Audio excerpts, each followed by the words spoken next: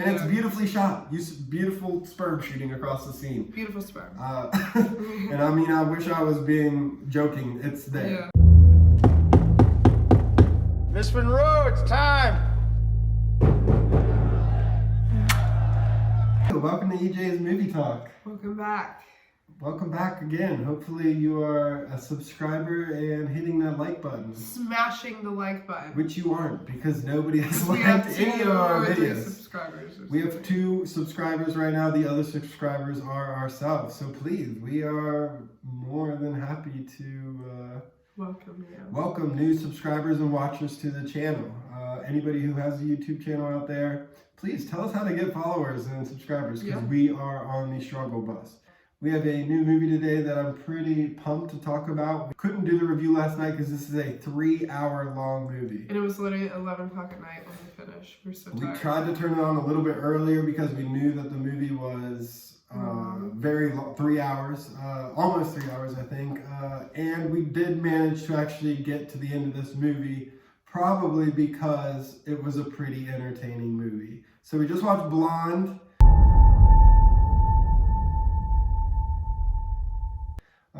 It is a new movie by Andrew Dominique, who's given us other movies like Killing Them Softly. Both of those movies were very, very good. I like both of them a lot. I think the Killing Them Softly is a crazy, weird movie, and it doesn't make a lot of sense why it was made, because it's like got Brad Pitt and it's James Gandolfini and a bunch of like really good actors doing a really weird criminal movie, very artsy.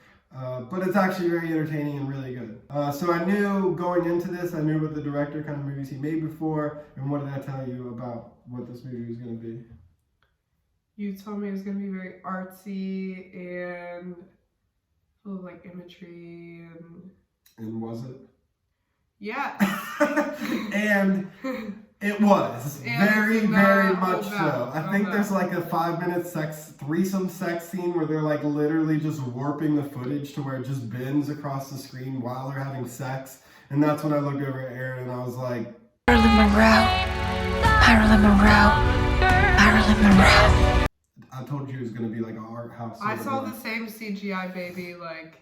Oh my god, they 28 love times. the CGI baby in this. It's honestly like a character. It should have. It's its own character. It It should should have- get an Emmy. It should win an award because it just kept coming Or back to the whatever movie award. every Yeah. time. Which is one of the big themes about this movie is children. Marilyn Monroe clearly was cursed in lots of ways, but one was she always wants a child, but it's never the right time, or She can't like actually give birth to it, has a miscarriage, or she's whatever. forced to have an abortion. Mm-hmm. God, so much to break down about this movie. Yeah, so it starts off with her childhood, which is very dark. Her mom is an obviously messed up woman, and you can tell that she's going through her own problems, and she's an alcoholic, and she hates her daughter. Yeah, she tries to kill off her daughter basically because she believes that her daughter's biological father is a famous man who would have married her if she didn't get pregnant. She really very believes resentful this with towards her Billie whole heart. Jean, which is Marilyn's actual real name. Yeah.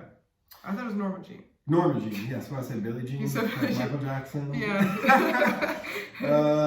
Yeah, so it starts off right with her childhood, which any biography usually does, and she clearly had a very abusive childhood with her crazy mother, who is very resentful towards her and holds her to blame. Somebody who worked at some studio, the mom did, and she met a famous person who paid her off. Well, I can explain to you, this is a very, very in-depth movie. A lot happens, so something like that is very easy to slip by without noticing unless you're paying full detail, and we try. And Erin is better with details than I am. I'm more like a cinematography and like plot type of person where she, soaks in all those little details. So, but it is a beautiful, beautifully shot movie. Honestly, some of these shots were blowing me away. It reminds me of like Oliver Stone and Darren Aronofsky had a child together and made this movie, because it's just the weirdest, craziest shots that I've seen in the movie for a while. Just on the cinematography alone, it is A+. It's beautiful. It's one of the most beautiful movies I think we've seen in a while. Yeah, it's very well shot. It's very, very well shot, very well done. And then here's the other thing that I was thinking might be a problem, is that a biography of Marilyn Monroe, do I care? She seems to be stuck, and this is a big theme of the movie. Her father is a big theme. Bad relationships is another thing she seems to want, and we know this not because I'm guessing, but because she calls all of her love partners daddy all the time, no matter what context. And not like in a sexual, like, kink sort of way. And she needs a father figure desperately, and you can tell. And this movie is an NC-17 rating, much well deserved. Some very graphic sex scenes that are just horrific to watch. There's quite a few of them. One involves JFK, which I want to get into in a second. But she clearly needs a father figure that she never got, and she looks for that in her husbands and lovers.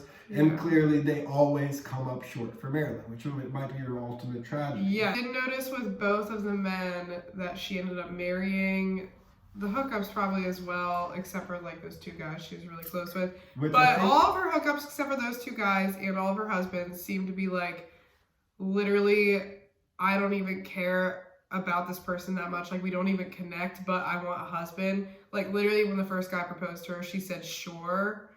And that was that. Like, they were not in love. It was kind of just like, let's get married because she wanted somebody. In fact, she thought that she was going to meet her father when she had her first marriage with, not the three-way, but like I think he was a famous baseball player. Yeah, it was a retired baseball player. She thinks it's going to be her father. It ends up being him. And honestly, it was like in her disappointment and like, I think she's always trying to put a mask on how really depressed she is, that she just says yes to like, everything end the situation or make the situation be comfortable for, I guess, this baseball player, which ends up backfiring in her face. He's very abusive. He wants her to stop doing kind of smutty movies, and he wants her to get a more clean, which she ends up not doing, which he ends up being beating her and yelling at her, and beating her with a bell and everything. I can't face doing another scene with Marilyn Monroe.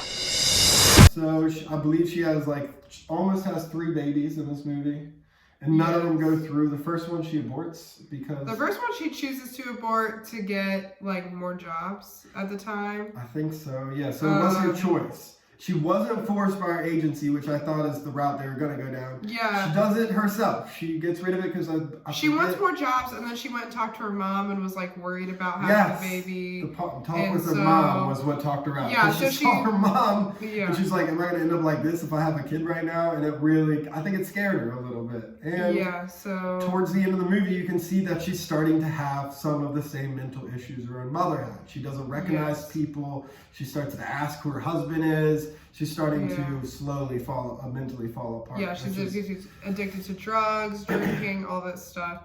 A few criticisms. This movie does tend to go over the top quite a few times. Sometimes it's more fun and enjoyable than others. I will say the one scene where I kind of rolled my eyes was, I believe, like an abortion scene, where she like runs out and then all of a sudden like the hospital's like falling apart around her, and then all of a sudden she's in her home, it's burning down, she pulls, there's a baby out. I'm like,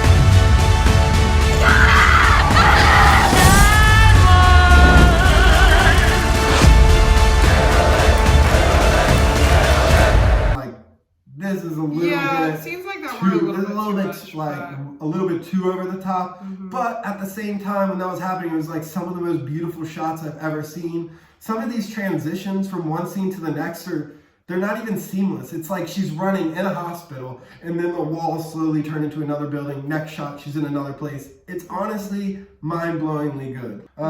They do a JFK scene. Yeah, he like beats her ass. Okay, I don't know the historical accuracies of this movie, but if they were trying to go for a historical accuracies, it would make JFK seem like the biggest scumbag of almost maybe the entire movie. Yeah. Because she just walks in, he's like, blow me, come on. Yeah, he's like, jerk me off and then blow me. And then after that, I believe he beats the shit out of her and rapes her. It doesn't show the beating up raping scene, but it tells you that because later on it says she's forced to get an abortion. Yeah, and she's beat up.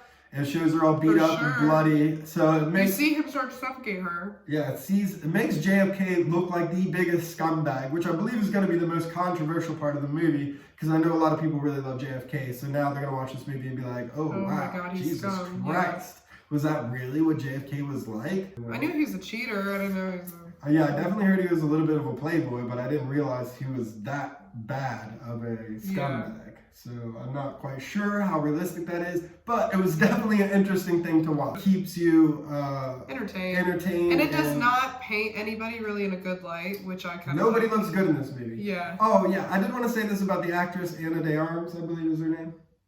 The actress that plays Marilyn Monroe. I don't know what Marilyn Monroe was like, so I don't know if her portrayal was great, but I imagine they did, you know, seeing the professionalness of this movie, I imagine they did plenty of research for that sort of thing. Mm-hmm. But I want to give her serious credit, not for the acting, but she must have gone through hell to make this movie. She's crying in literally every other shot. Mm-hmm. She's naked in almost every other shot, and she's getting abused in almost every other shot. Like, Lord knows how much she had to go through for this movie, but she does great. I mean, she is a tragic character. They do portray it very well, and I'm sure if anybody's watching this, they can tell me if she actually portrayed Marilyn Monroe very well. So yeah, she looks like a hot mess. Major props to her. She must have worked her ass off for this role. I think she definitely deserves a nomination for at least, you know, doing this much for a role. Mm-hmm. So good job. All right, let's do a review. Erin, you can go ahead.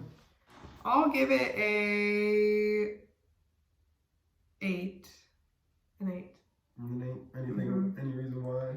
I did really like it. I won't say I was like blown away by it. I was entertained. I thought everybody did a good job. I did think I didn't really love the super artsy scenes in the 18,000 shots of a CGI baby. But other than that, I mean, it was really good. There's a shot of like artistic sperm shooting across your scene. It just was a little much for me. This director just did, I feel like they gave him the freedom to do everything, and he did it. Everything he could think of. 8, good score. Good. All right, I'm going to give it an 8.5. As far as the movie itself, in cinematography, I'd give it a straight 10. It's a beautiful, beautiful movie. They jump back and forth from about 3 different cameras, I believe, 3 different types of film. It's black and white, it's color. I think there's another one which gives me that Oliver Stone just kind of moving. I'm gonna go with the 8.5 though, because just the story, it goes on forever. Even though it does keep us entertaining, it is so long. It's a very big commitment. We were invested to the very end, but it's very long. It's a biography, so it's not big on plot. It's more about her life, but they did a great job. This is one of the best movies I think we've seen in a minute. Yes. In a minute. It's been a while. And I was expecting something good from Andrew Dominique, the director, because I think Killing Him Softly, his last movie, was pretty crazy. So, amazing. Great movie. This is probably the best movie we've reviewed yet. It was good. All right. Thank you so much. Thanks for tuning in.